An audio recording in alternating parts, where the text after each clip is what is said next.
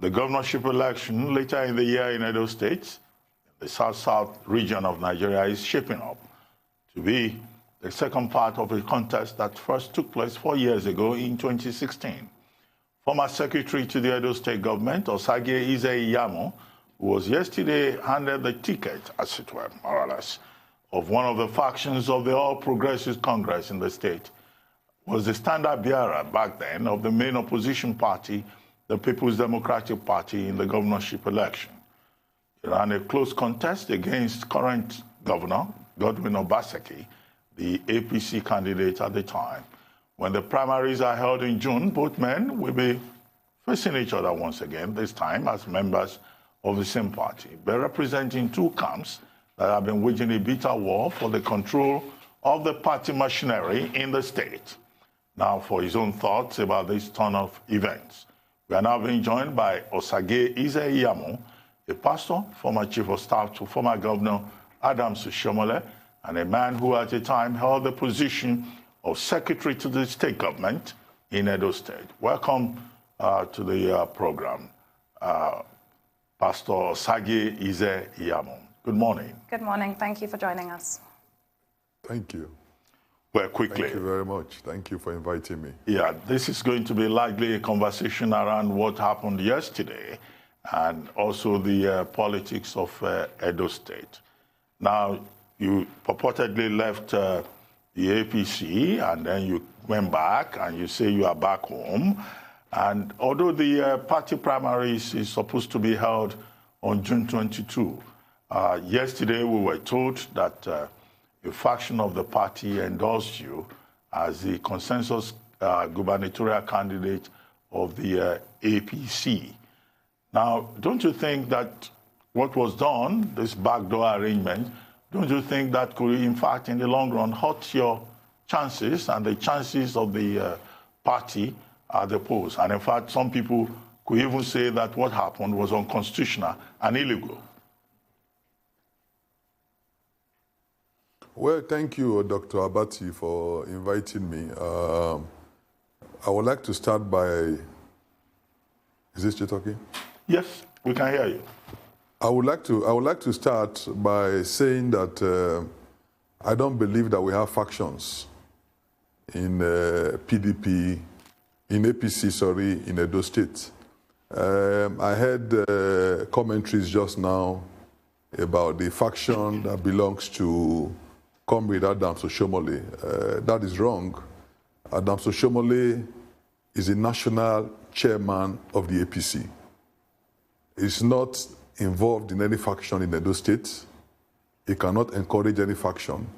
And if you know the leaders of APC in Edo State, you will know that it would be wrong to pull them as belonging to a faction. We don't belong to a faction. And I don't understand why we don't appreciate that when you have contestation, there are bound to be groups. It does not mean that there are factions.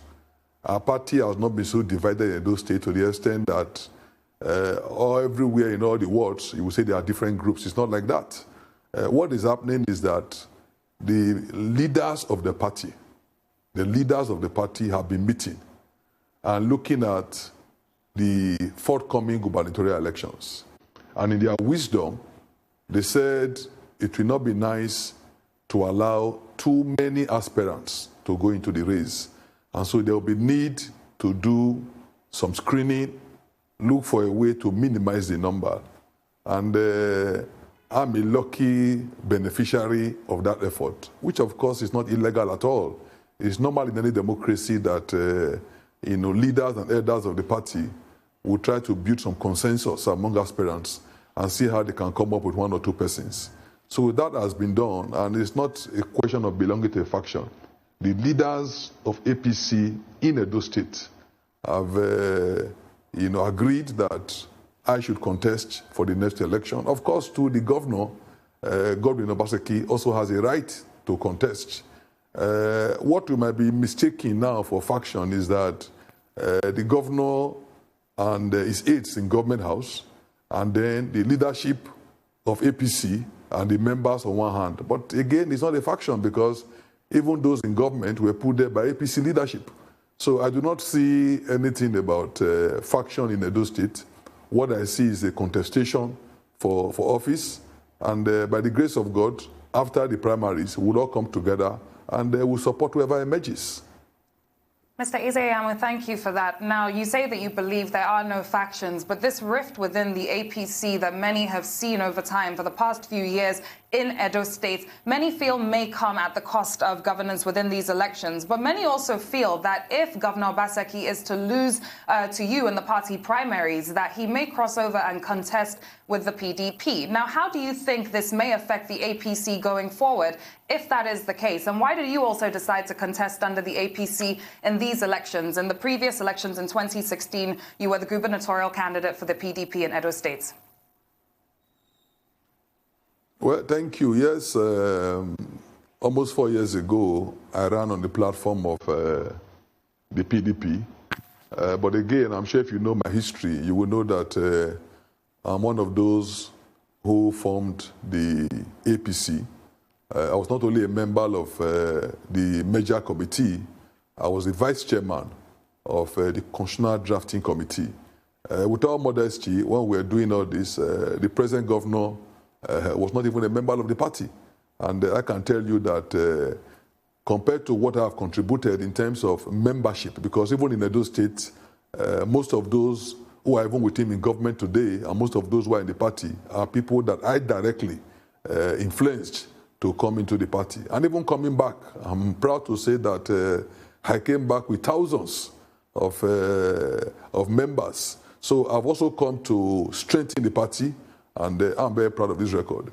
Now, if Governor Obaseki loses and he decides to go to PDP or any party, of course, it's his right, he can do so.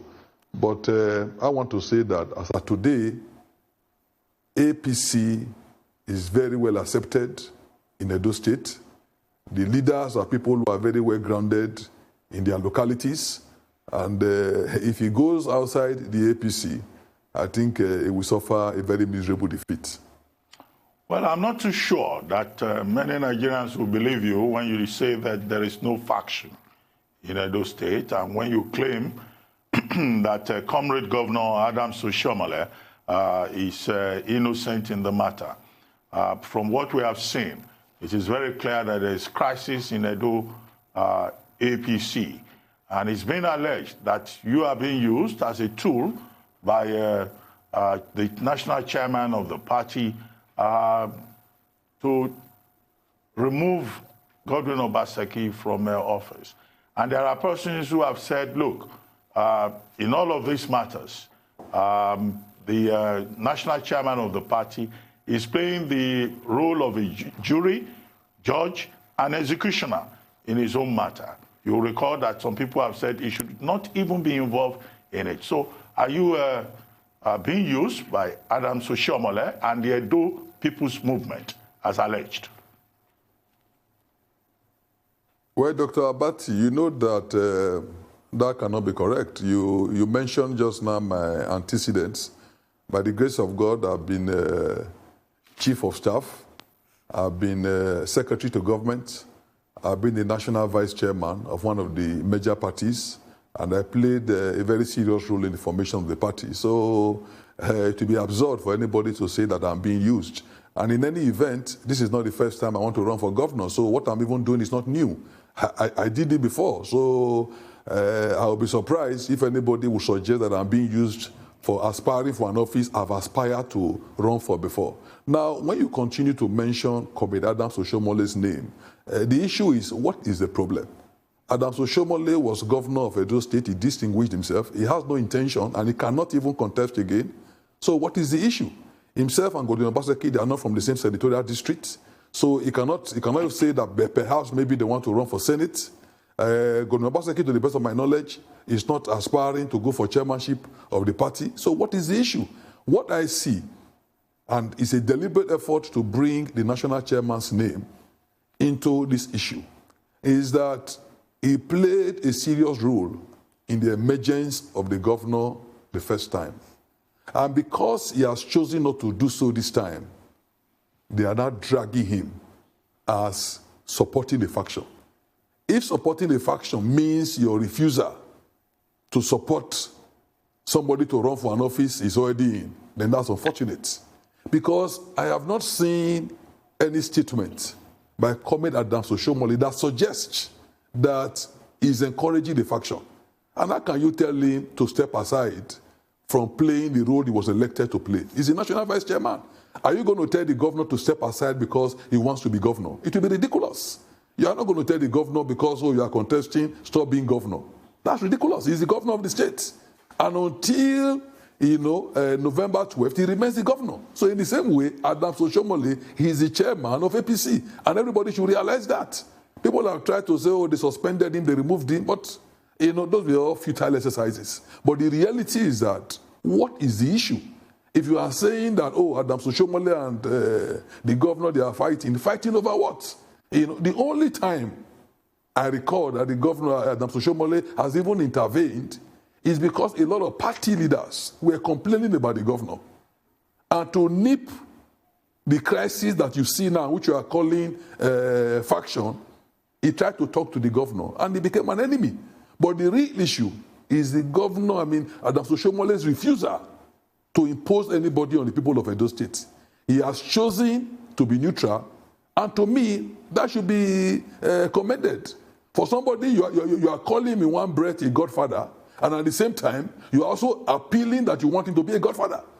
If you are saying that, oh, no to godfatherism, why, for God's sake, are you not trying to bring him to emerge, to impose you again, or to tell Edo people that you are the one, or tell the party that you are the one? So basically, the only reason why Adams Oshiomole's name is being mentioned over and over again is that, unlike in the past, he has refused to support the present governor, and he's saying that who wants to contest should go and contest.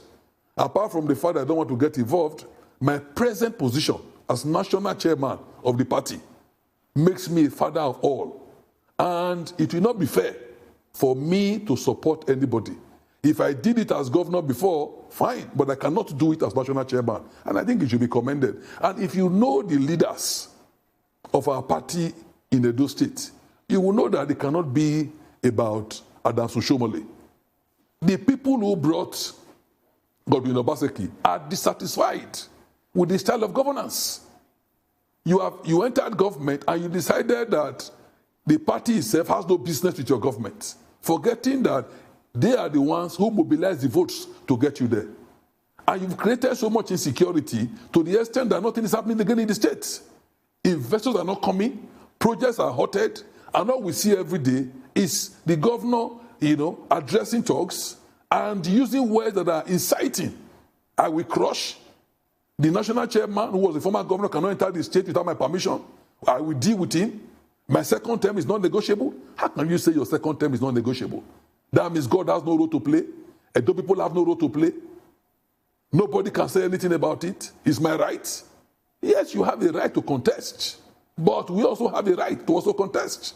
So the problem in Edo is not something that is strange. And I said it elsewhere, and I will say it here. After our primaries, June 22nd, all of us will come together, and all of us will become one family as we were before. All these issues I'm just saying right now is all about who becomes the candidate. Yes, the governor is the incumbent. He has the right to contest again. But we also have a right to contest. Somebody was telling me about the right of first refusal. I said it's not in the APC constitution. You are talking about convention. But in the face of a written constitution, your convention must give way to what is written. And what is written is very clear. Anybody who is aspiring to run for office must subject himself to primaries. And that's what we are waiting for. So it's not only to do with Oshiomhole, and Pastor Eze-Iyamu cannot be used. I would love to be governor. I want to contribute. I've always lived in Edo State. I have a simple agenda. I have what I want to achieve if I'm governor. So how can I be used? To achieve what I've always wanted to be. So basically, I'm in this race. I believe in good governance, and I think that for now, we are not doing well. If we continue like this, our party will lose Edo State, and we don't want that to happen. So we'd rather change the incumbent so that our party can remain in Edo State. Okay, thank you for that, Mr. Izayamu. But let me ask you something, because the current governor, Obaseki, has expressed his indifference, let's say, with the method that's being adopted for the party primaries in the APC. Would you say that you have a problem with the methodology? Why or why not? Well, the party, they have the right to decide on what mode of primaries that we should have. It will be strange for a participant, an aspirant, to dictate the rules. It's like telling INEC, the INEC, we don't want the elections like this. This is how you must do it. Then INEC will tell you, maybe I'm not ready for the election. You know? So the reality is that it is the National Working Committee that has the constitutional powers and authority to organize primaries. And the primaries could either be direct or indirect. For me, whatever the national says would abide. If the national says they want indirect, of course we would follow suit. If they want direct, we will follow. We have taken their forms, we've abided by their dates, so the rules that they are laying down, we would also follow them. Now, I have tried to listen to the pros and cons about those who say, oh, they want direct, they want indirect. Those with Governor Obaseki have tried to propose that because of the COVID situation, the indirect primaries will be a preferred option to the direct primaries. That the direct will mean that so many people, they even use 500,000, will converge in the state, and that will be dangerous. But meanwhile, if it's indirect, they will just have around some thousands, which they will carry to the stadium, and it will be okay. But I think that they are actually misleading the public. Number one, APC members in Edo State, they are not up to 500,000. And these primaries is only for APC members. In fact, even the general election in Edo State, how many votes did Godwin Obaseki get? Nobody has won a Edo governorship election with even 400,000 votes. So when you suggest that in a primaries, you are going to get over 500,000 people, you are just being mischievous. Now, in indirect primaries, which Governor Obaseki is trying to advocate, you are bringing in thousands of people to come to Benin, which is dangerous for COVID-19. If you are talking about direct primaries, you are decentralizing the process. Instead of bringing thousands of people to one location, you are telling them, go to your ward and go and do it. And what perhaps they don't even know, which is more important, to be able to do indirect primaries, you must first and foremost elect delegates who will vote in the indirect primaries. How do you elect delegates if you don't get people to come together to go and vote? So in the indirect primaries they are talking about, the indirect option they're talking about, would also mean that they must do direct primaries in every ward. So to me, it appears that they don't know the implications of an indirect primaries. A direct primaries will mean that the process is decentralized. It will be done in 192 wards. You don't have to move people to those states. You don't have to move people to Benin City. Thousands of people do not have to leave their locations. They will remain in their ward. And in their wards, they would vote. So for me, it is very clear. But in any event, it is the duty of the National Working Committee. And for somebody like me who's a loyal party member, whatever option they choose, we are ready. It's only somebody, a student who is not sure, that will say, oh, please don't do my exam today. Or please don't ask this question. A student who has read well and prepared for exams, you will say, teacher, please, when are we going to do the exam? What questions? Anytime you are ready, we are ready. So for us, anytime National Working Committees they are ready. If it's direct, we are ready for them. If it's indirect, we are ready. It is not our job to dictate to them. They will tell us what to do and would abide. Well, actually, the National Working Committee of your party, relying on Section 13, subsection 4 of the APC Constitution on May 22, said that what will be applied in Edo State is direct primaries. And the only excuse they gave is that that is what the people of Edo State are used to. People complained because they were silent on the election in Ondo State. And it was also on that May 22 that you were granted a waiver. So people thought, you were being favored. However, you said earlier on that you want to achieve something in Edo State. You've been in PDP. Now you were in APC, you moved to PDP, you moved back to APC. What exactly do you want to achieve? What's your plan? And how do you find it so comfortable, just moving back and forth?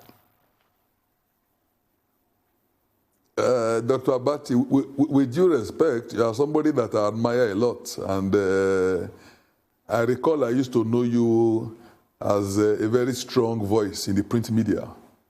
Today, I'm seeing you in the electronic media. Have you decamped? No, I'm a Have journalist. you left the print media for the electronic media? Life is dynamic. I'm a journalist. So the point I want to make to you is that, in the pursuit of my objectives to serve my people, I can choose any platform. And I told you that I am a bona fide member of the APC. Bona fide. We formed the APC. So I left out of anger and some differences. And of course, my followers said, no, we have to go. It was congresses. But thank God today that I'm back. Now, I have served the state. I've always lived in the state. Unlike others who come and go. With due respect again to the governor, he stays in Lagos. It's only during the election that he came. He has never voted. I've always voted. I've always been involved. And I want to see a better Edo State. I want to see an Edo State that will be a model for other states in Nigeria. I don't see why Edo State cannot be like Lagos in terms of economic activities. And having served at the local government level, having been a chief of staff, having been secretary to government, I have a deep insight into the workings of government.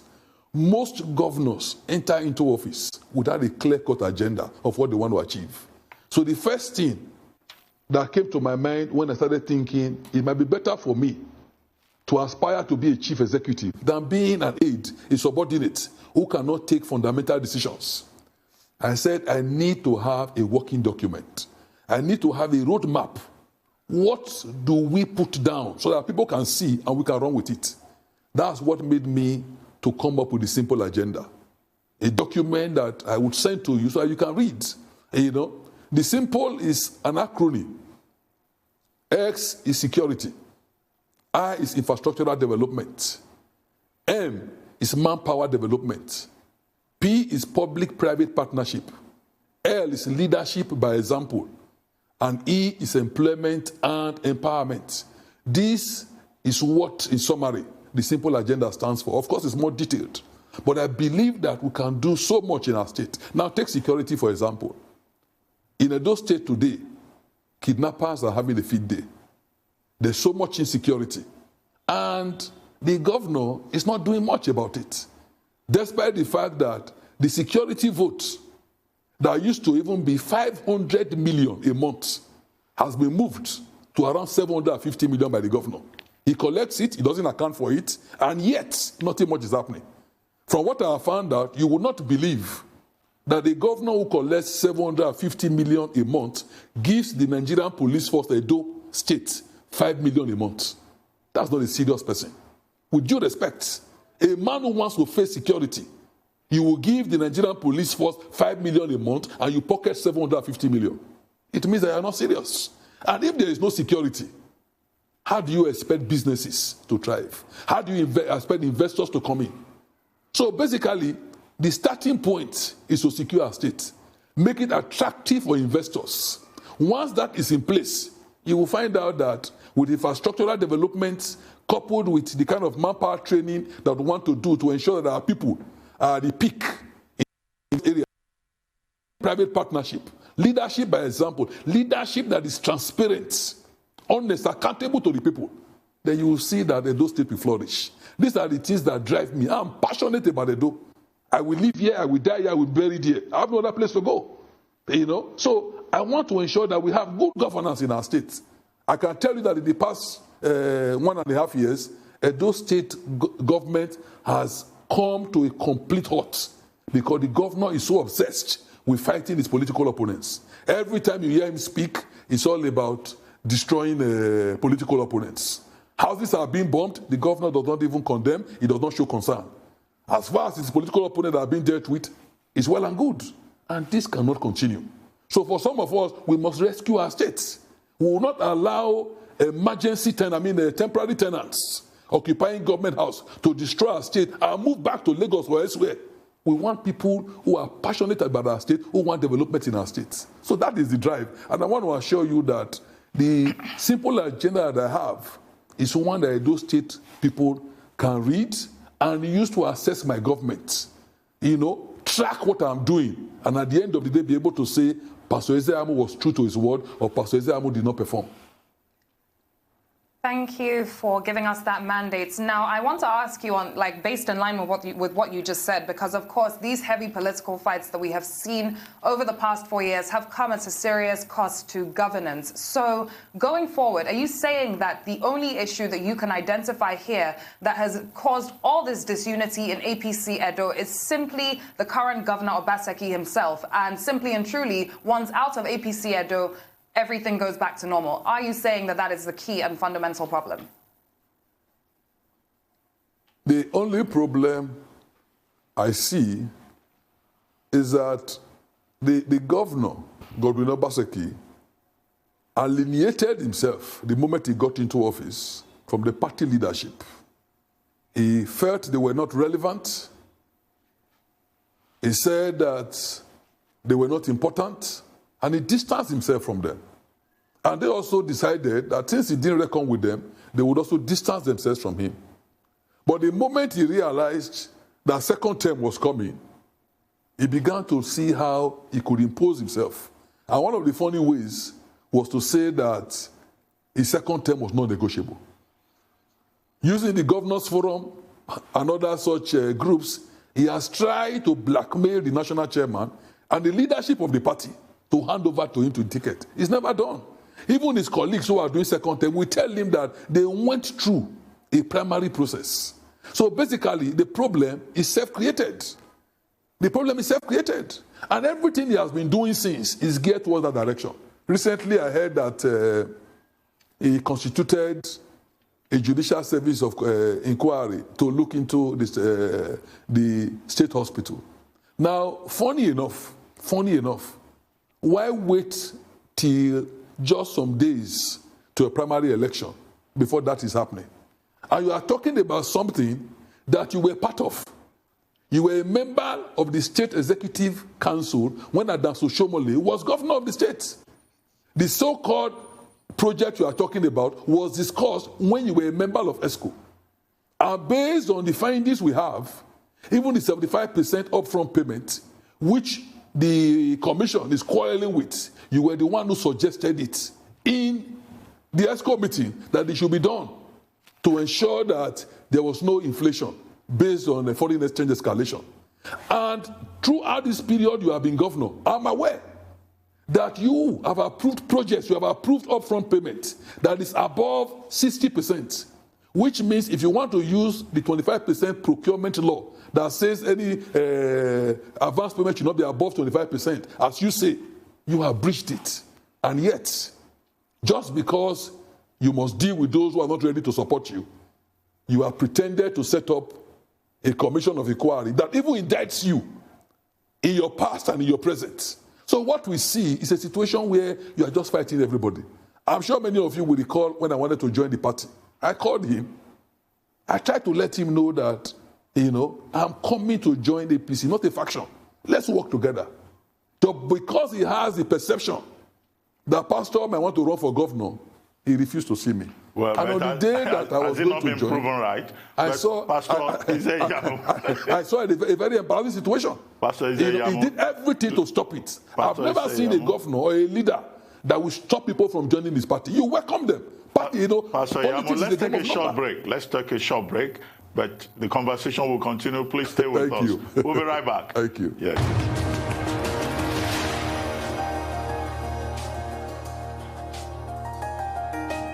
Welcome back to the morning show here on the Arise News channel. Still with us is Pastor Osagie Eze-Iyamu, former Chief of Staff to former Governor Adams Oshiomhole and a gubernatorial aspirant on the platform of the All Progressives Congress Party in Edo State.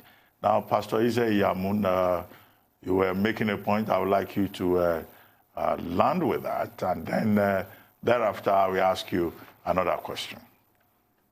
Please go ahead. Well, but let me first quickly correct something. I was not chief of staff to Comrade Adams Oshiomhole. Okay. I was chief of staff in 1999 to 2003, and that was to Chief Lucky Igbinedion.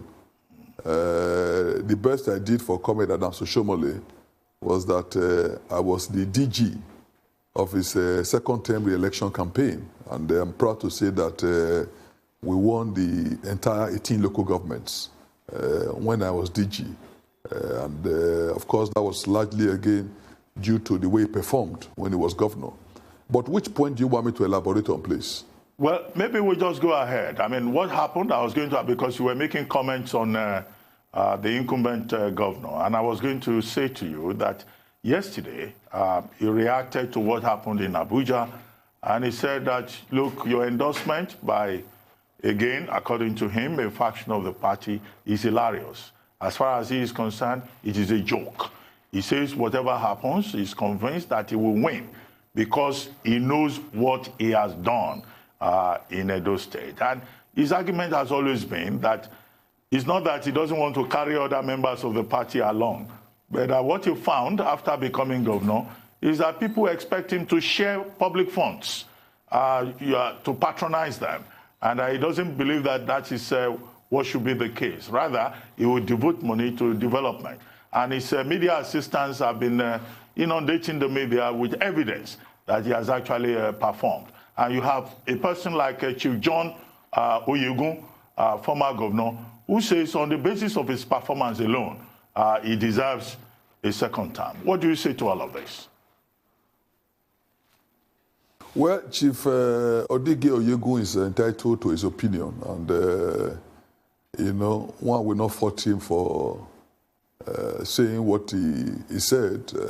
I also realized that in his 80th birthday, the governor honored him by practically bankrolling the birthday celebration. So I can appreciate his gratitude. So that is fine. But the reality is that the governor has not done well. He might say, I know what I have done, but we also know what he has done. I gave you an example just now. The security vote in Edo State was basically 500 million a month, which of course is quite huge by Edo revenue standards. Ask the governor if he has not increased this amount. He has increased it to over 7.5 billion. Now, of that amount of money, which he collects religiously every month, how much does he give the Nigerian police? He might want to hide under the cover that, these are security details. But I'm telling you that I know, because I was in government. And, I interact with government and security officials. And when we quarrel with the security situation in the state, the answer is very simple. With the kind of poor funding that government gives, what do you expect? Are we going to work with our hands? And I became curious, and I realized that even though he has increased the security vote for himself, what he gives to the police that has the major role of securing our state is still what it is, pittance, less than 1%.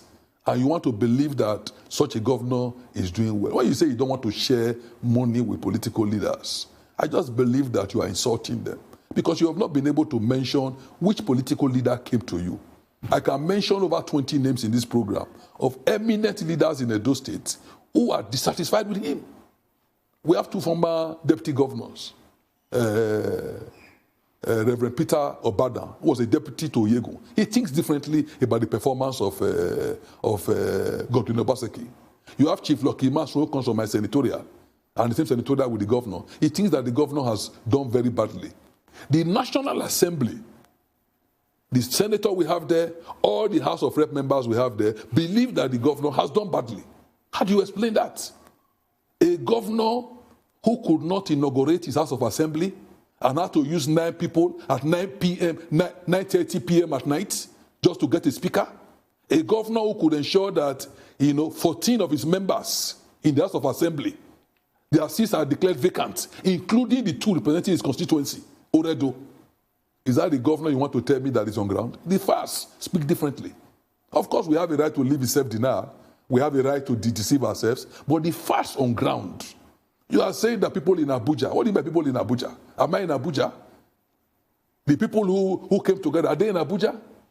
Are you going to wish away somebody like Dr. Engineer Chris Ogemoyi, a former GED in NNPC? Are you going to wish away General Charles Ariabe, a retired Major General? Or Dr. Pius Odubu, a former Deputy Governor of the state, a man who was in the House of Reps for 8 years? Are you going to wish away Honorable Saturday Uwulekwe, who just left the NDDC as a commissioner?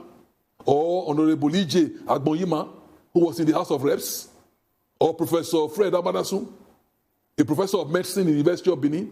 These are all people who wanted to run for governor and who, in their benevolence, said, Pastor, you can go.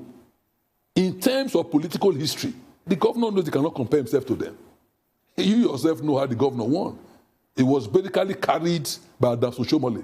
In fact, in every campaign ground, he did not speak. And those people are shocked to see him not speaking. And that's one of the dividends of democracy we are seeing. The governor cannot speak. But during the campaign, he couldn't speak. Adams Oshomole had to speak for him everywhere. What has he achieved? All the so-called MOUs he has signed, how has he translated? Agriculture, he spoke so much about it, but it's a sham. The money they got from CBN for agricultural loan is now a subject of petitions. They wanted to do a project, agricultural farm in Sobe. Over 2 billion went down the drain. The promise of 200,000 jobs every year is a mirage. Instead, the unemployment ratio in Edo State is even worse. So what are we talking about? So when the governor says I performed, I said, well, he has the right to say so. But if you look at his actions, you will know something is fundamentally wrong. Yesterday, they said he sent somebody to go and collect form. And the reason that they said he gave is that because of the lockdown, he cannot come to Abuja. But I can tell you authoritatively that the governor left Edo yesterday with a private jet to come to Abuja. It's in Abuja. So why the deceit? It's in Abuja. Why do we have to deceive people and give the impression that, what is there is not there? You are in Abuja. And it is shameful that a governor who seeks a second term on his party platform could not get party leaders to go and collect his form for him. I was surrounded by some of these gentlemen I've mentioned. Eminent leaders in Edo State followed me to the secretariat. He had to send a director, a civil servant, in the Abuja liaison office to go and collect his form. And because that one he couldn't go empty, he had to look for some people to hire in Abuja who were not even Edo indigenes. And they gave them t-shirts to wear. They were the people that went to the Abuja secretariat to go and collect form. He couldn't go there. He sent a civil servant. Under normal circumstances, civil servant should not even be involved in politics. So none of his commissioners, not even his deputy governor, was willing to go and help him collect form. That to me is something the governor should ponder about. That nobody was willing of note to follow to go and collect his form. He had to rely on unknown people. A governor whose form was collected the first time with fanfare. The senator and so many others wanted to collect it for him. But this time they are not there. And Pastor Isaiah Muton, an incumbent, now has the privilege to be surrounded by National Assembly members, top leaders of the state, as he's going to collect form. If not because of the rule, because of this COVID-19, you would have seen the kind of people, more people that would have followed me there. But even yesterday, it was intimidating. So the difference is clear. Any group of people, they have a right to endorse who they want to endorse. That does not mean that the primaries will not take place. The primaries is June 22nd. We are eagerly waiting for it. And for me, it's even a blessing because my wife and I will share the same birthday, June 21st.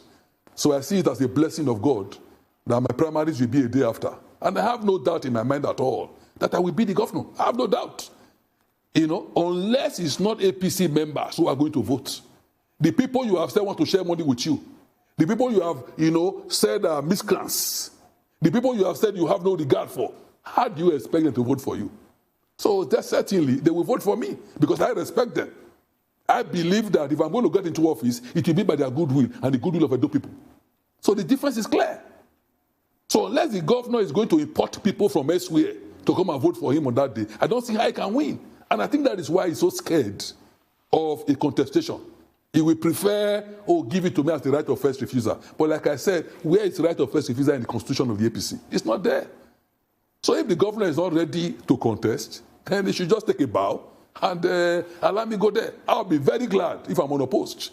It will save and do a lot of money.